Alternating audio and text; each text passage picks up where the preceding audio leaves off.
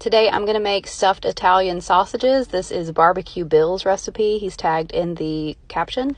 You're going to start by cutting a slit in the middle of the Italian sausages. It was kind of hard to do one-handed, but you guys get the picture.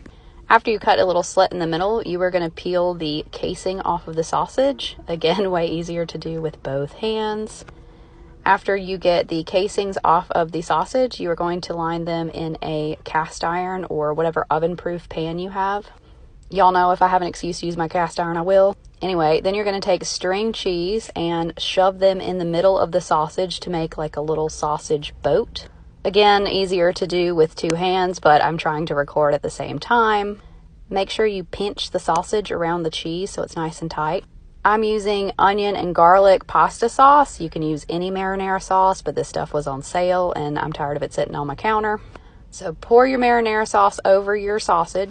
I forgot to buy mozzarella cheese, so we're going to use Parmesan cheese. I think you can use any type of cheese. Mozzarella definitely melts better, but anyway, my oven is preheated to 350. You're going to cook this bad boy for about 30 minutes. I broiled it for 5 minutes at the end to get my Parmesan cheese to melt. But this is what it looks like. You're going to scoop one of the sausages out. And then I made fettuccine noodles for my partner. He's not doing low carb. And then you're going to want to ladle more of that delicious sauce over the sausage.